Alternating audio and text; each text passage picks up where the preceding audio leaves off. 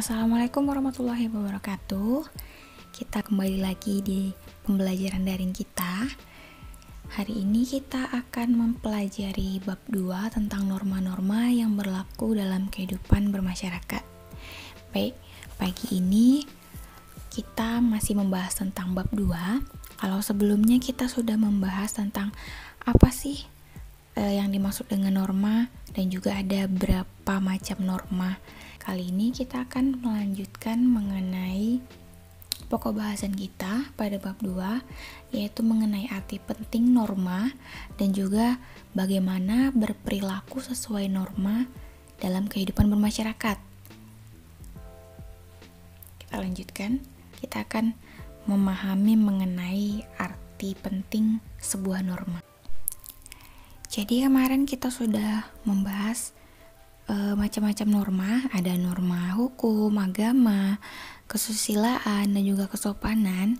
Jadi kita akan memahami sekarang seberapa pentingkah norma-norma tersebut dalam kehidupan masyarakat. Kalau kita berproses di masyarakat, tentu kadang-kadang terjadi perselisihan, percekcokan, dan juga konflik antar kelompok ataupun individu ya, mengingat kalau bangsa Indonesia ini merupakan bangsa yang kaya akan budaya, suku, dan juga agama. Jadi perbedaan ini terkadang membuat warna-warna baru sehingga harus ada tatanan yang mengikat, semuanya tetap berjalan dengan damai. Oleh karena itu dalam pergaulan bermasyarakat ataupun interaksi senantiasa didasari oleh aturan dan juga norma yang berlaku dalam masyarakat. Lalu norma diperlukan sebagai pedoman atau pegangan hidup bersama yang mengatur ketertiban hidup bermasyarakat, berbangsa, dan bernegara sehingga terjadi suasana yang tertib dan juga teratur. Nah, ini yang kita bahas tadi.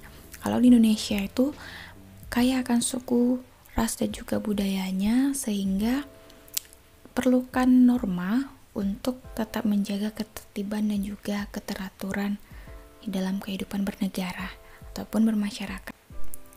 Nah, jadi norma itu sangat penting ya. Setelah mengetahui arti penting norma, kita akan mempelajari mengenai fungsi dari norma itu sendiri. Jadi ada beberapa fungsi di sini. Yang pertama, pedoman dalam bertingkah laku. Yang kedua, alat untuk menjaga kerukunan anggota masyarakat. Yang ketiga, sebagai sistem pengendalian sosial. Dan yang terakhir sebagai alat untuk mewujudkan keadilan. Maksud norma itu berfungsi sebagai pedoman dalam bertingkah laku. Dalam hal ini, norma memuat aturan tingkah laku masyarakat dalam pergaulan sosial. Lalu yang kedua, alat untuk menjaga kerukunan anggota masyarakat. Ini maksudnya norma mengatur agar perbedaan dalam masyarakat tidak menimbulkan kekacauan atau ketidaktertiban. Jadi keberagaman itu juga perlu diberikan aturan agar semuanya berjalan dengan baik. Lalu yang ketiga, sebagai sistem pengendalian sosial. Nah, ini maksudnya norma menjadi alat yang dapat mengendalikan dan juga mengawasi tingkah laku anggota masyarakat. Yang keempat, sebagai alat untuk mewujudkan keadilan. Ini maksudnya norma itu kan ada banyak ya. Ada norma agama, hukum. Nah, khusus untuk norma hukum dibuat untuk mewujudkan keadilan di dalam masyarakat. Jadi undang-undang juga memuat tentang hukum.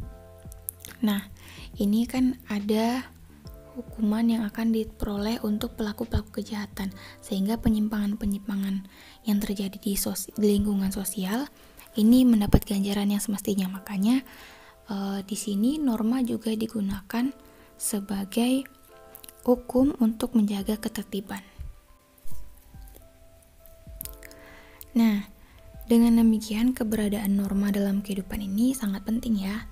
Jadi tadi udah dijelaskan kalau norma itu ada 4 yang kita pelajari, yaitu norma agama. Ini sangat penting dalam kehidupan karena norma agama ini bertujuan untuk mengendalikan sikap dan juga perilaku manusia, di mana setiap manusia harus berupaya melaksanakan apa yang diperintahkan Tuhan dan juga menjauhi larangannya. Nah, dalam kehidupan bernegara, norma hukum memiliki peran yang lebih besar. Jadi tadi kita telah membahas ada norma hukum ya. Norma hukum ini memiliki peran yang lebih besar karena dapat mengikat dan juga memaksa seluruh warga negara dan juga para penyelenggara negara. Pelaksanaan norma hukum ini misalnya tidak mencuri, tidak korupsi, mematuhi rambu-rambu lalu lintas. Ini merupakan contoh dari norma-norma hukum. Nah, norma juga ada yang berkembang di masyarakat ya, biasanya dikatakan sebagai norma adat. Kadang norma-norma yang berkembang di masyarakat yang satu dengan yang lainnya itu menjadi ciri khas masing-masing daerahnya. Misalkan norma adat yang berkembang di masyarakat Aceh misalnya, jika ketahuan melakukan perbuatan zina, maka norma yang berlaku di masyarakat adalah memberikan hukuman cambuk 100 kali. Itu biasanya dilakukan di masyarakat Aceh. Itu merupakan norma adat yang telah lama dan turun-temurun dilaksanakan. Nah, norma yang diberlakukan di masyarakat Aceh ini belum tentu juga diberlakukan sama persis seperti di masyarakat lainnya. Misalnya di Jawa ataupun di Papua. Nah, norma-norma adat yang seperti ini itu akan berbeda penerapannya tergantung penyimpangannya masing-masing di tiap daerah dan juga ciri khas daerah masing-masing.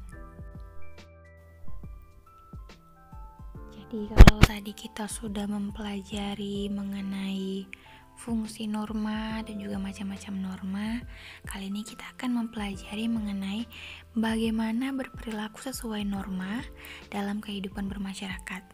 Jadi kita juga harus berperilaku sesuai norma ada di lingkungan keluarga, sekolah, masyarakat, dan juga bernegara. Kita akan melihat bagaimana berperilaku sesuai norma dalam kehidupan bermasyarakat di lingkup keluarga. Kita bisa memberikan sikap menghormati orang tua, menghormati hak dan kewajiban masing-masing, dan juga saling sayang menyayangi antara orang tua, anak, dan juga kakak, adik lainnya, anggota keluarga lainnya. Lalu selanjutnya, berperilaku sesuai norma di lingkungan sekolah. Apa yang harus kita lakukan? Yang pertama, bisa dengan mentaati peraturan sekolah, berperilaku santun terhadap guru, dan juga saling menyayangi sesama teman. Norma ini membentuk dan juga mengikat masyarakat untuk selalu berbuat yang positif.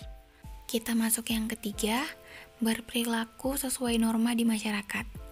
Apa saja? Yaitu contohnya yang pertama tidak main hakim sendiri, yang kedua tidak sewenang-wenang terhadap orang lain, dan juga mentaati adat istiadat yang berlaku.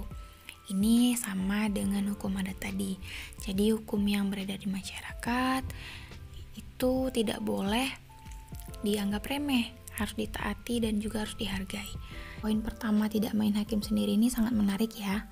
Pertama karena kita lihat banyak sekali kejadian-kejadian yang terjadi di masyarakat. Misalkan ada pencurian. Nah, pelaku pencuri ini kebanyakan masyarakat sekitar yang mengetahui kejadian tersebut melakukan main hakim sendiri. Akibatnya apa?